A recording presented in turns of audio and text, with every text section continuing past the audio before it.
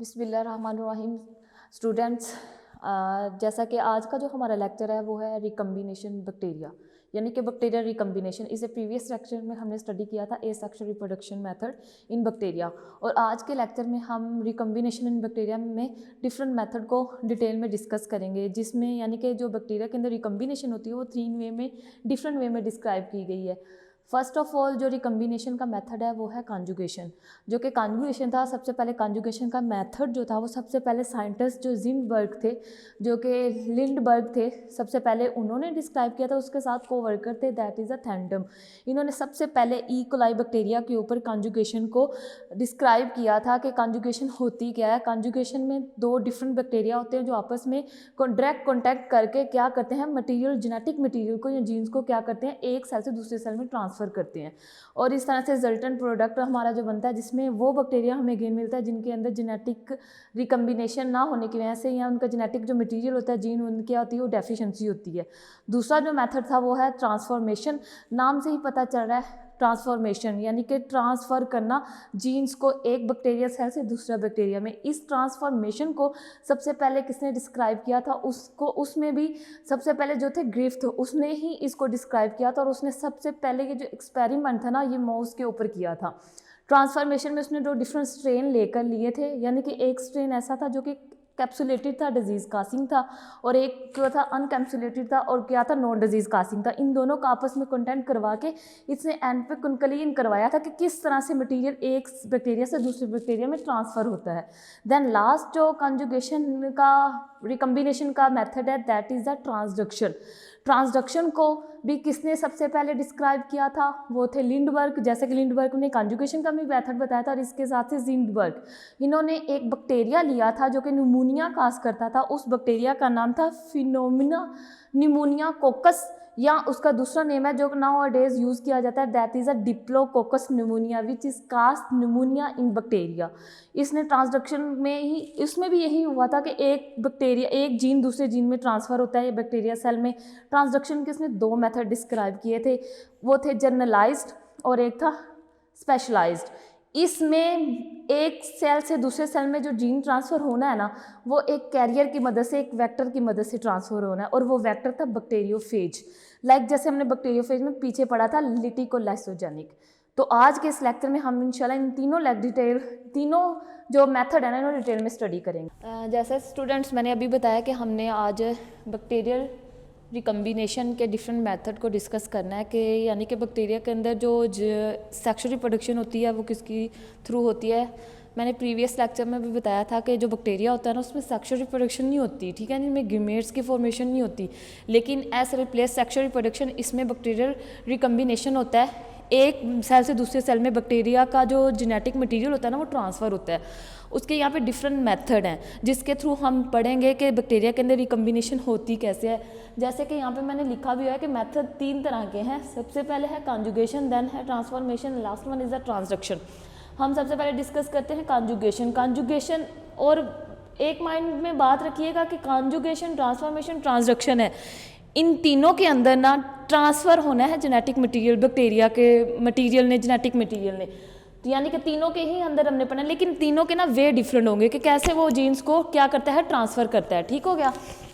उसके बाद है कॉन्जुगेशन। कॉन्जुगेशन में क्या होता है, conjugation involves transfer of DNA bacteria cell in direct contact through the conjugation tube.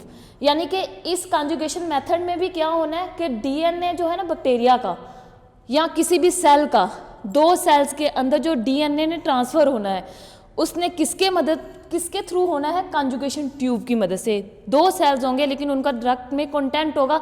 और आपको पता है कि आपने बैक्टीरियल स्ट्रक्चर के अंदर डिफरेंट मेथड पढ़े थे, लाइक पिलाई होता है। इसके अंदर पिलाई को वो यूज़ ही किसके लिए करता है, मीटिंग प्रोसेस के लिए। तो वो पिलाई क्या करता है, आपस में दोनों सेल्स को क्या करता है, अटैच करता है, और उसकी मदद से पुल डिवेल्प होती है और वो ट्रांसफ़र करता है।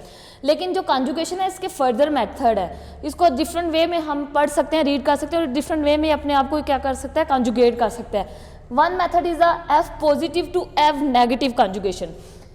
पॉजिटिव को हमने पॉजिटिव का नाम क्यों दिया है, मींस के पॉजिटिव का मतलब है कि इसके पास जितना भी जेनेटिक मटेरियल है वो वेल डेवलप्ड है और इसके पास प्रेजेंट है, ठीक है ना। जबकि जो F नेगेटिव है ना, F नेगेटिव का मतलब है कि इसके पास जो जीन्स है ना वो डेवलप प्रेजेंट नहीं है, यानी कि इसके अंदर कुछ ऐसा जेनेटिक मटेरियल जो कि एब्सेंट है, वो किससे लेगा F पॉजिटिव से लेगा। क्लियर। तो हमने इसका नाम क्या रख दिया, F positive to F negative conjugation. Next कौन सा स्टेप है, HFR। इसका मतलब ही क्या होता है, हाई फ्रीक्वेंसी रिकम्बिनेंट स्ट्रेन। और दूसरे का मैंने अभी आपको बताया F नेगेटिव, यानी कि उसके पास जो जेनेटिक मटेरियल है वो क्या है, कंप्लीट नहीं है, यानी कि इसका जो रिकम्बिनेंट स्ट्रेन है ना वो हाई फ्रीक्वेंसी है as compare to that strain, और वो उसको किस में ट्रांसफर करेगा, F नेगेटिव में। और ये दो मेथड है, लेकिन आज वाले जो लेक्चर में है ना हम इसको डिटेल में स्टडी करेंगे, जो कि बहुत ही पेपर पॉइंट ऑफ व्यू से बहुत इंपॉर्टेंट है और आपकी बुक में इसी को ही डिस्क्राइब किया गया है। जैसा कि मैंने अभी बताया कि F positive to F negative conjugation को हम यहाँ पे डिस्क्राइब करेंगे, तो यहाँ पे इसके डिफरेंट मेथड हैं। फर्स्ट मेथड में मैंने क्या लिखा हुआ है कि आपको एक और बात बताती जाऊँ कि ये जो होता है ना, यानी कि F पॉजिटिव बैक्टीरिया, इसको मैंने अभी बोला है कि F पॉजिटिव बैक्टीरिया हमने क्यों नाम दिया है, क्योंकि मैंने बोला है कि इसके पास जितनी जेनेटिक मटेरियल होंगे ना वो कंप्लीट होंगे, यानी कि इसके पास अगर मैं देखूँ ना स्ट्रक्चर, तो इसके सेल स्ट्रक्चर के इर्द गिर्द आपको ना ये रोड लाइक स्ट्रक्चर भी दिखाई देंगे, वो क्या प्रेजेंट होते हैं, और इन्हें रोड लाइक स्ट्रक्चर को हम नाम देते हैं पिलाई, जबकि F नेगेटिव के पास वो एब्सेंट होती हैं, कंप्लीट प्रेजेंट नहीं होती। तो सबसे पहले ये जब कंजुगेशन करेगा F पॉजिटिव F नेगेटिव के अंदर बैक्टीरिया को ट्रांसफर करेगा, तो किस तरह से ट्रांसफर करेगा, कैसे ये आपस में अटैच होंगे, फर्स्ट स्टेप इनका क्या होगा, ठीक है। तो फर्स्ट ऑफ ऑल ये क्या करेगा, 1 to 3 सेक्स पिलाई of F positive bacteria bind to specific outer membrane protein on the recipient bacteria। मैंने यहाँ पे लिखा हुआ है recipient bacteria, और मैंने एक लिखा हुआ है F positive bacteria। recipient होता है जो कि रिसीव करता है, और डोनर वो होता है जो कि देता है, और यहाँ पे जो दे रहा है वो कौन है, F positive bacteria है, और जो वो ले रहा है वो कौन सा है, F negative bacteria है। क्लियर। उसके बाद वो क्या करेगा, क्या अपने ट्रांसफर करेगा, सबसे पहले वो सेक्स पिलाई को बैक्टीरिया जो रिसेप्टेंट होगा ना उसकी मेम्ब्रेन के साथ अटैच करेगा with the help of the sex pili, ठीक हो गया। उसके बाद वो क्या करेगा, intercellular cytoplasmic bridge are formed. जब वो आपस में बाइंड करेंगे ना तो एक पुल लाइक स्ट्रक्चर डेवलप होगा, ठीक। Replication should be started in donor bacteria cell. लेकिन एक इम्पॉर्टेंट बात यहाँ पे कि बैक्टीरिया ने जब रेप्लिकेशन करनी है ना, तो रेप्लिकेशन करने से पहले वो क्या करता है, ये नहीं कि अगर उसने फॉर एग्जांपल बैक्टीरिया, आपको पता है कि बैक्टीरिया के पास अपना जेनेटिक मटेरियल तो होता ही है डीएनए, लेकिन एक डीएनए के अलावा एक एक्स्ट्रा जेनेटिक मटेरियल प्रेजेंट होता है, दैट इज़ अ प्लाज्मिड। अब फॉर एग्जांपल जो डोनर है उसके पास प्लाज्मिड है, और उसने किसको देना है, रिसेपिएंट्स को देना है, उसके पास वो प्लाज्मिड नहीं है। तो जो डोनर होगा ना वो सबसे पहले ये नहीं करेगा कि वो डायरेक्ट उसको दे देगा, नहीं, अगर दे देगा तो उसके पास कहाँ से, वो कहाँ पे जाएगा, वो फिर उसके लिए तो मतलब कि इन्वायरमेंट होगा वो ज़्यादा उसके लिए डेंजरस हो जाएगा, उसकी डेथ जल्दी हो जाएगी, क्योंकि प्लाज्मिड को वो यूज़ ही कब करता है, जब कंडीशन अनफेवरेबल होती है, सूटेबल नहीं होती।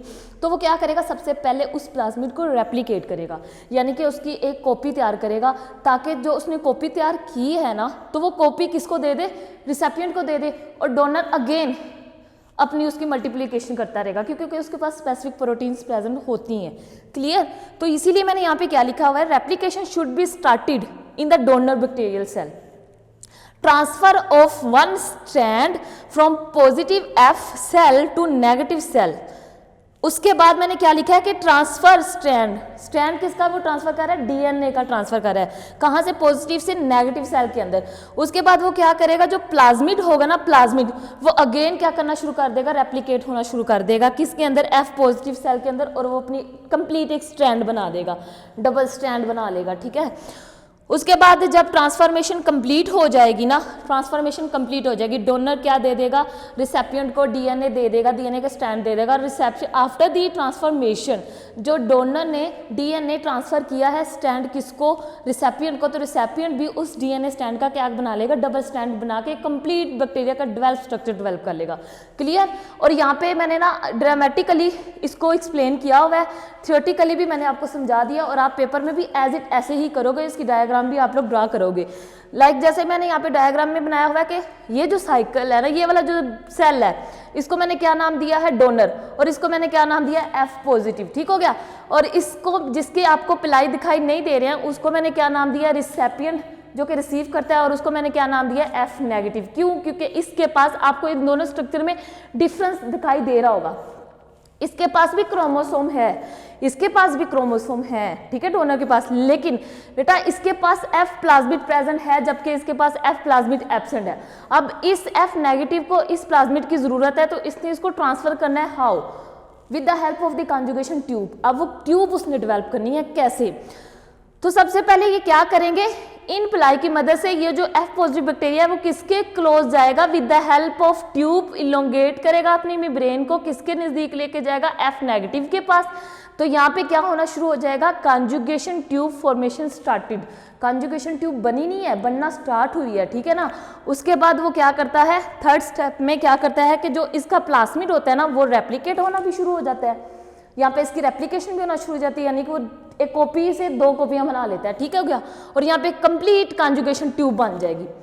अब ये कॉपी बन गया है, ट्यूब भी बन गया। अब ये इजीली इस कॉपी को कहाँ ट्रांसफर करा देगा, F नेगेटिव के अंदर, क्लियर। उसके बाद वो क्या करेगा, जो कॉपी तैयार हुई थी ना स्ट्रैंड की, प्लाज्मिड की, वो उसको with the help of this tube क्या कर देगा, ट्रांसफर कर देगा किसके अंदर, F नेगेटिव स्ट्रैंड यानी कि रिसेपिएंट स्ट्रैंड के अंदर। उसके बाद क्या होगा, ये भी सिंगल स्ट्रैंडेड हो जाएगा। इसने जो डबल स्ट्रैंड किया था उसने ट्रांसफर किसको कर दिया, रिसेपिएंट को। अब इन दोनों को इनको डबल करना है, तो बेटा वो क्या करेंगे, अपनी ही मशीनरी के अंदर प्रोटीन को यूज करते हुए वो क्या करेंगे, जो सिंगल स्टैंड है वो अपना स्टैंड कंप्लीट कर लेगा, और इस तरह से दोनों के स्टैंड क्या हो जाएंगे, डेवलप हो जाएंगे।